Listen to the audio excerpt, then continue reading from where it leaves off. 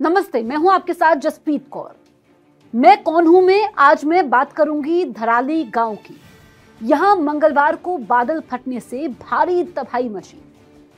ये खूबसूरत गांव जो हिमालय की गोद में बसा हुआ है, अपनी प्राकृतिक सुंदरता और शांत वातावरण के लिए जाना जाता है, अब मलबे और बाढ़ की चपेट में है। धराली गांव उत्तराखंड के उत्तरकाशी जिले में समुद्र तल से करीब 8000 फीट की ऊंचाई पर भागीरथी नदी के किनारे हर्षिल घाटी के पास बसा हुआ है और गंगोत्री के बीच एक महत्वपूर्ण पड़ाव है। अपनी प्राकृतिक सुंदरता, सेब के बागानों और राजमा की खेती के लिए यह मशहूर है। धराली को गंगोत्री यात्रा के समय तीर्थ यात्रियों और पर्यटकों के लिए एक शांत और आकर्षक ठहराव माना जाता है। ऐतिहासिक रूप से ये इलाका धार्मिक और सांस्कृतिक महत्व रखता है, क्योंकि ये गंगोत्री मंदिर के रास्ते में पड़ता है, जो हिंदुओं के लिए पवित्र चारधाम यात्रा का हिस्सा है। इस गांव में शांत वादियां, प्राकृतिक सौंदर्य के कारण देश विदेश से लोग खींचे चले आते हैं। बहुत ही खूबसूरत इलाका है। धराली गांव में वैसे तो कई प्रसिद्ध मंदिर हैं, लेकिन इसमें कल्प केदार मंदिर का सबसे ज्यादा महत्व है, जो इस बाढ़ में बुरी तरीके से नष्ट हो गया। कहते हैं कि इस मंदिर का वास्तु शिल्प केदारनाथ धाम से मिलता जुलता है, जिस वजह से इसका नाम कल्प केदार पड़ा। लोगों का कहना है कि यह मंदिर सालों किसी आपदा की वजह से जमीन में दबा हुआ था।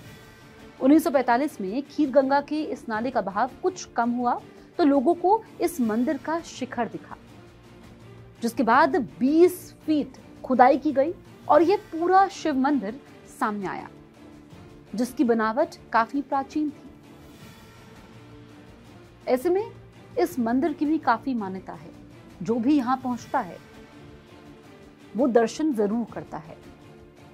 गांव के लोग भी इस मंदिर को बहुत मानते हैं।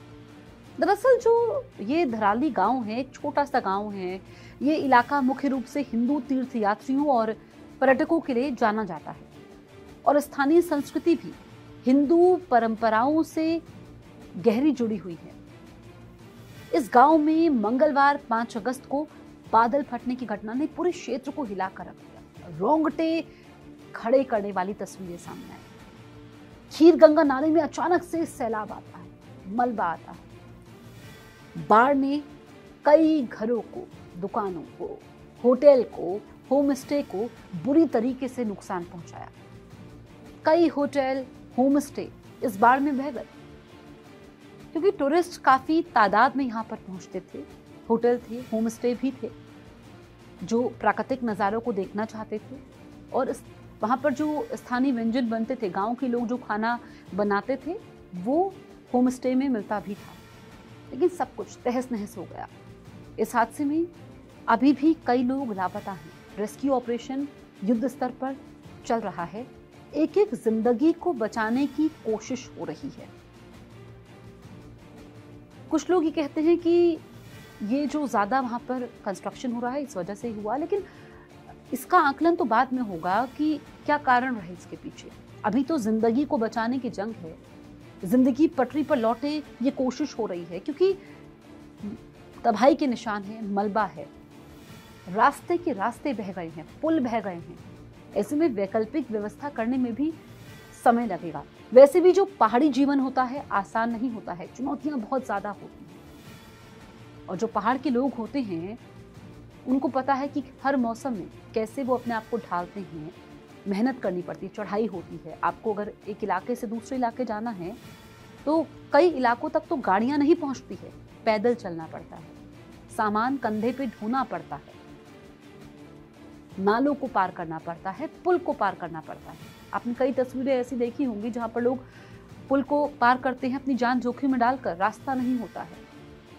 हालांकि बहुत जगह तक अब रास्ते बन चुके हैं, लेकिन कई इलाके ऐसे हैं जहां पर ऐसी ही स्थिति है।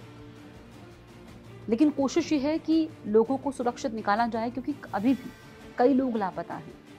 और ऐसे में जो यहाँ पर हेलीकॉप्टर के जरिए रेस्क्यू हो रहा है, क्योंकि सड़कें तो बह गई हैं, उसमें समय लगेगा। लेकिन जो धराली से तस्वीरें सामने आई है उसमें सब लोगों को सकते में डाल दिया है कि इसके पीछे कारण क्या रहे। जो अगर हम देखें पिछले 10 सालों को अगर हम देखें तो लगातार इस तरह की घटनाएं सामने आ रही हैं और ऐसे में घर के घर बह जा रहे हैं, लोगों की जिंदगी भर की जमा पूंजी सब कुछ तबाह हो रहा है, उनके अपने जा रहे हैं।